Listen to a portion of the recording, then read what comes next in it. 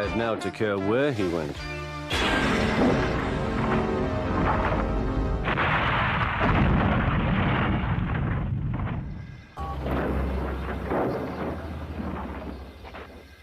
Cable, but he couldn't stop himself and slithered into a ditch. Ooh!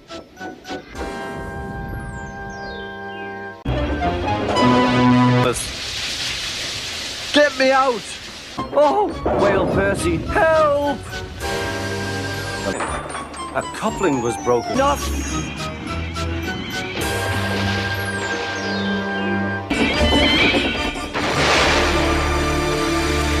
Oh, oh, oh! Fact, and shut his eyes. The house rocked. Broken glass tinkled.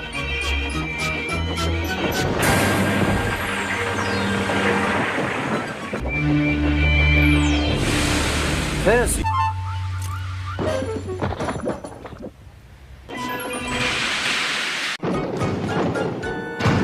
Boxes and bags burst everywhere. Oh! Groaned Percy. No trouble lay ahead. And lifted it off and away into the valley below. Gordon, but it was too late.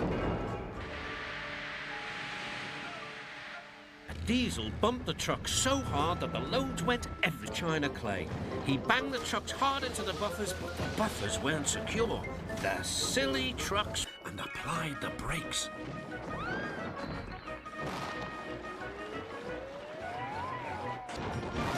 The rails were now like...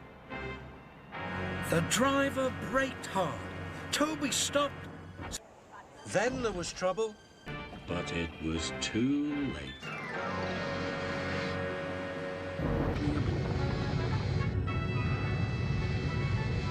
The twins left the quarry just in time.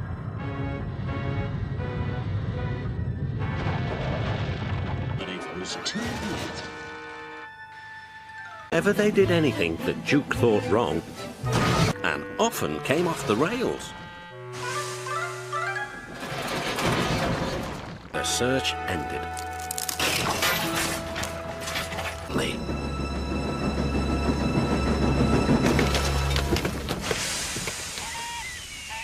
Falcon was derailed and hung dangerously over the edge. They surged into Sir Handel and pushed him off the rails. A deal of trouble. I roared the trucks. Peter Sam shut his eyes.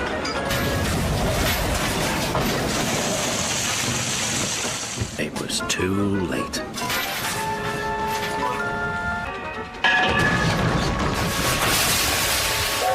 He boasted.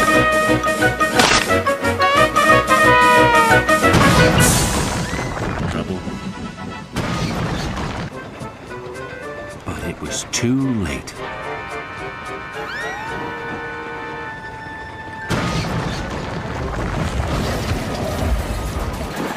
Now there'll be trouble. And now. And Cranky banged his load too far.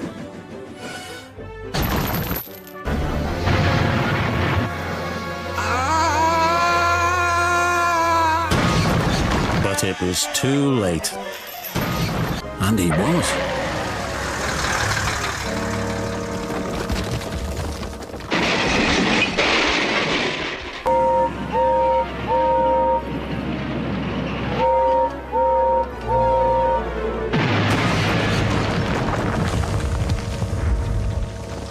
He veered out of control and the fat controller landed in a muddy ditch close to where Thomas was taking on water. Bother, bother. Too late.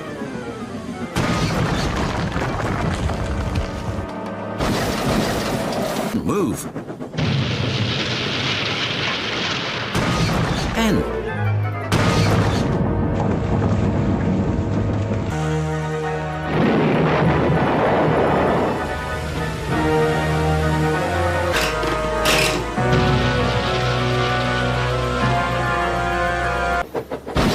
Trouble.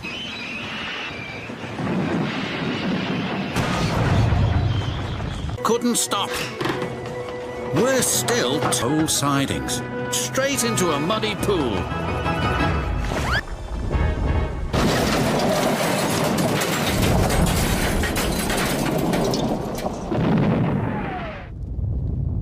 But he was wrong. The trucks plunged into the ravine.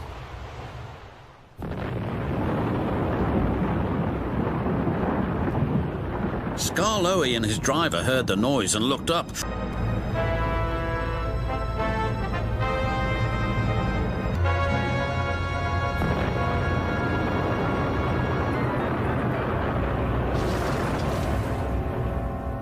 When the snow plume cleared, there was...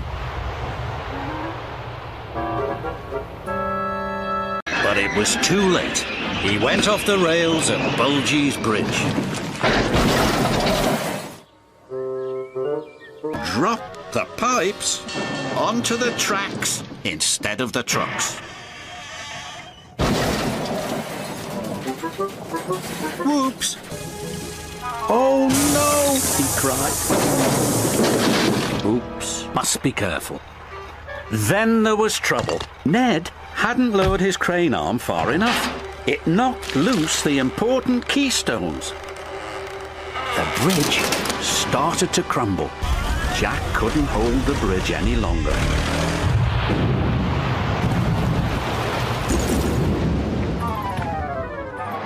Are you all right, Jack? Hit the water tower.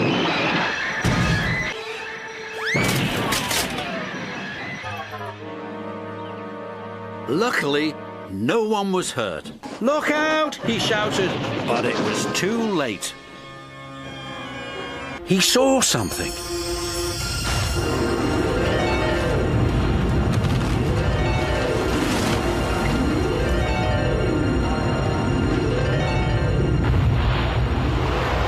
Suddenly, another building at the old mine sank into the ground.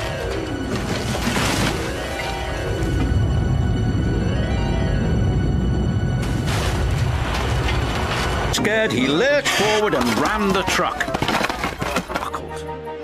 Oh, help, Gordon cried as he slid off the tracks.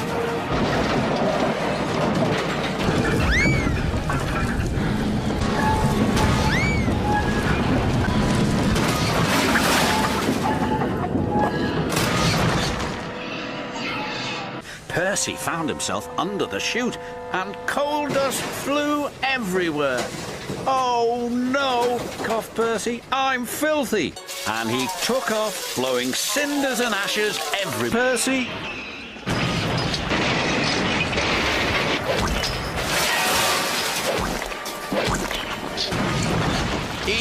Yuck! He groaned. I've never been there. Help! He yelled.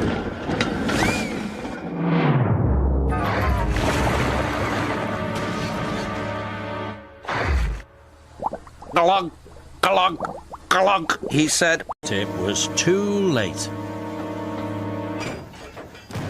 As the rocks began to fall, but Fergus was covered in rocks right up to his funnel. The barge crashed through a pipe. James was sure he'd get covered in sludge, but he was so busy watching the windmill sails that he forgot to look where he was going.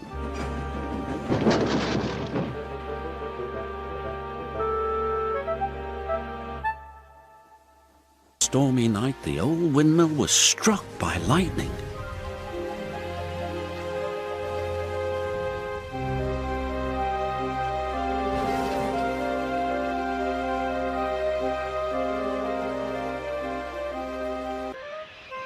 Yes! There is! That could have been a little smoother. Oliver felt some faulty points sent his trucks one way, and Thomas onto the old pier rail.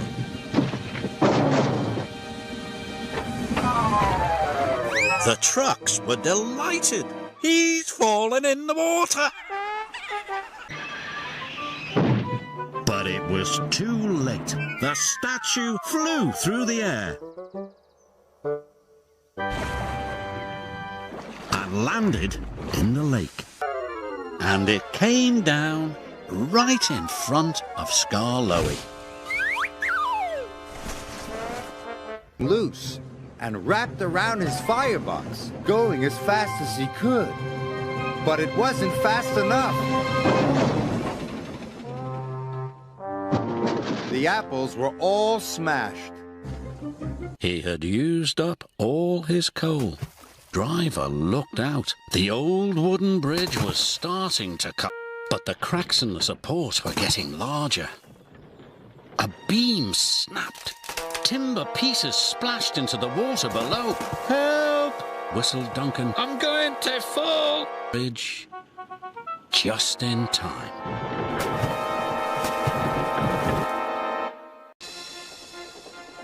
Thomas raced into the yard. Percy was coming the other way. Thomas bumped straight into Percy and the bunting flew up in the air. Percy's trucks came off the big puff and blew. Bertie skidded all over the road. "Percy!" he cried. Snowball got bigger and bigger. Percy was enjoying himself until he saw the snowball. "Oh no!" cried Percy.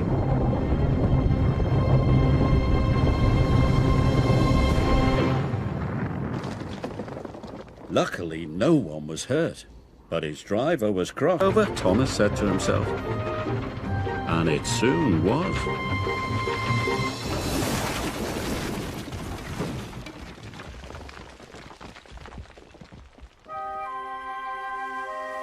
Luckily, no one was hurt.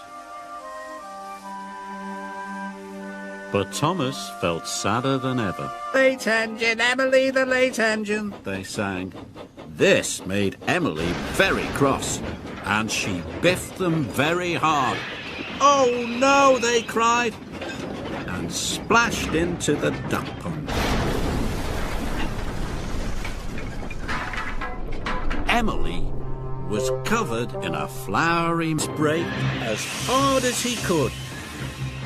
But the fish trucks were too heavy.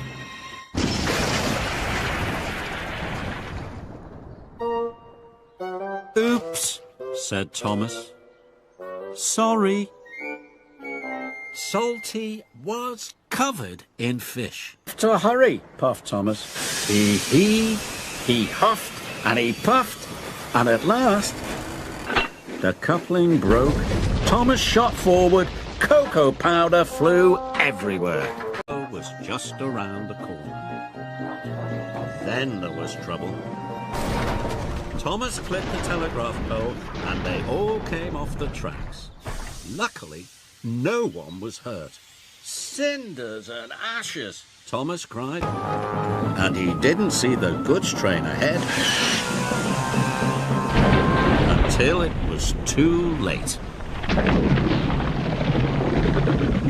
Luckily, no one was hurt, but Gordon came off the rails. He was covered in gooey red jam. Suddenly, Neville saw a barrier on the track. He slammed on his brakes, but it was too late. Neville was in terrible trouble. But suddenly there was a terrible noise.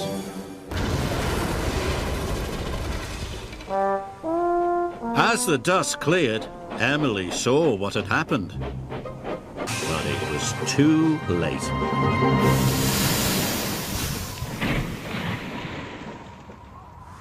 "Bust my buffers!" cried James. Thomas biffed the freight cars out of the way and rolled up under the chute himself. When Thomas puffed out the other side, he was covered from dome to buffer in pure white flour. So Thomas wasn't taking care.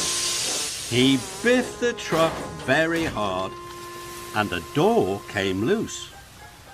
But Thomas didn't see. But soon Sir Handel came to another hill. His pistons popped, his traction rods rattled, and his boiler bubbled and bounced. His pistons popped and his traction rods rattled. Inside the carriage, the picnic hamper, the flatbed bumped into the air, the bell tumbled off the flatbed and rolled down the hill. Clang, clang, boing went the bell as it fell and... Edward was approaching a signal. He was thinking about Rocky, and he was going too fast. Suddenly, the signal changed to red. Edward screeched to a stop, but the sides of the trucks collapsed. Steel pipes toppled all over the tracks. "Bust my buffers," puffed Edward. He looked at the heavy pipe. Then they heard Gordon. He was going fast. Then there was trouble. Gordon hit the pipes with a loud crunch. He came off the tracks. It was a terrible mess. He couldn't wait to show the children his fancy dress. Then there was trouble. The bubbles blew into his eyes. Thomas couldn't see where he was going, and he bumped straight into the back of Toby. Toby's axle was broken. "Sorry," puffed Thomas. Thomas puffed into the sidings and biffed into the buffers. Sticky toffee splattered everywhere. "Oh no," moaned Thomas. "I can't give the children train rides when I'm this messy." The signal turned red. James applied his brakes and screeched to a halt. But Edward couldn't stop in time. "Sorry," puffed Edward. "I didn't have time to stop." "Don't worry," moaned James. "It was my fault for pushing in." Skarloey's flatbed biffed into the sidings and came off the track.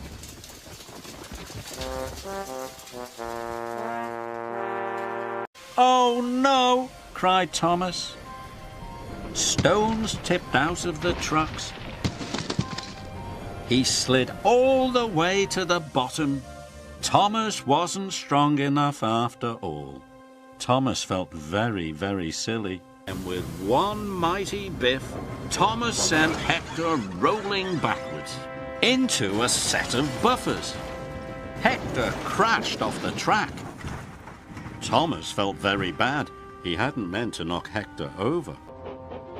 But when he puffed into the frosty forest, there was Edward with Henry's lucky trucks. "I found you!" Henry chuffed excitedly, but he puffed too quickly. His wheels slid on the icy tracks, and he biffed right into his lucky trucks. "Oh no, I've broken my lucky trucks!" groaned Hen. "The track is closed."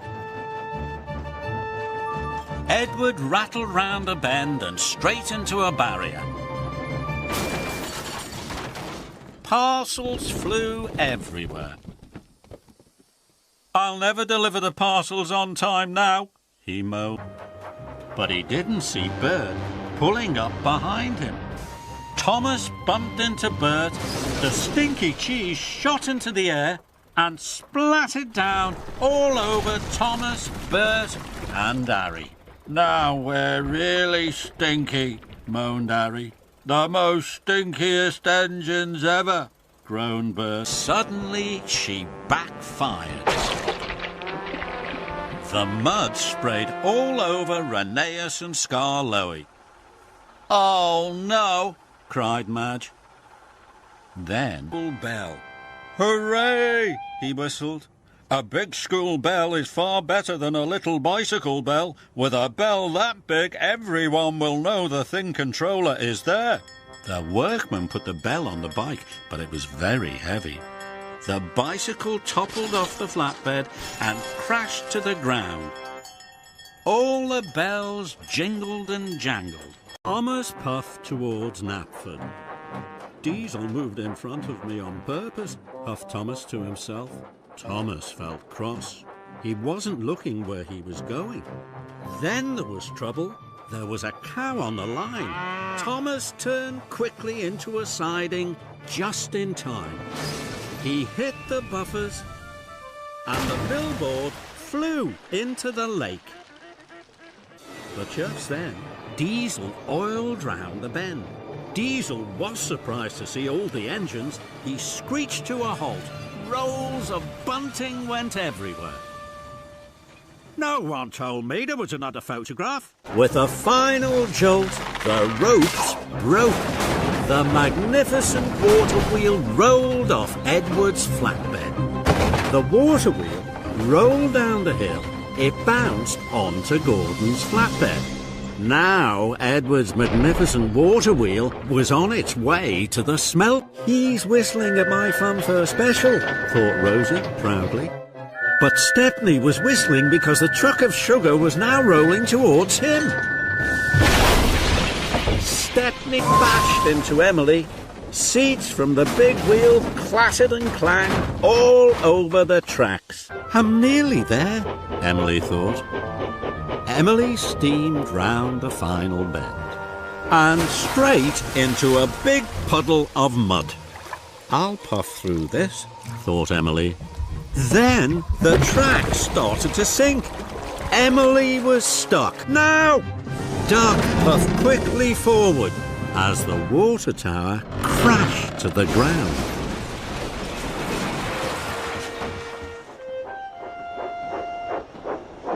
"I rescued you." Thomas couldn't see that Diesel had arrived first behind him. Thomas bashed into Diesel. Stone poured down from the hopper. Thomas was covered from funnel to footplate in duck. But Thomas couldn't see Mavis. He raced backwards into the washdown and biffed into Mavis, who came off the rails. "Ooh! Rattling rods! Ooh!" They raced backwards towards Harry and Bert. With a crash and a bash, Thomas and Diesel smashed Harry and Bert right through the back of the engine sheds. Stones and timber flew everywhere. Thomas couldn't slow down. He raced into an emergency siding and he hit the buffers with a big bump. More of the special blocks bounced off his flatbed down a steep bank. Now there was only one stack left. "Hooray! I've made it! Here I come with the last special delivery!" Thomas knew he had to slow down now, but he couldn't. Thomas's brakes had stopped working altogether. "Fizzling fireboxes! What can I do?" With a clang and a crash, Thomas clanked off the rails. "Look out, Duncan! Stop!" But it was too late. Skarloey crashed into Duncan's trucks. Bunting flew into the air. It fell all over Skarloey. "Out of my way! I can't stop!" Rusty stopped right across the tracks. Skarloey bashed into Rusty's trucks. Ice cream flew into the air and splattered all over the engines. He steamed into a siding. Skarloey bashed through the buffers.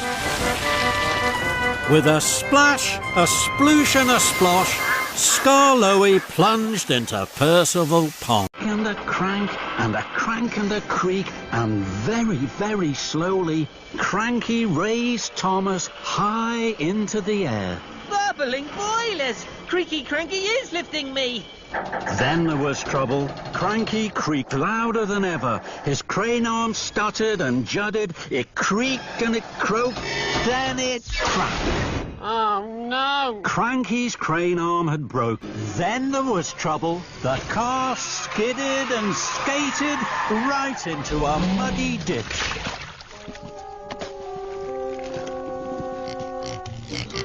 Splished out and sploshed onto the road.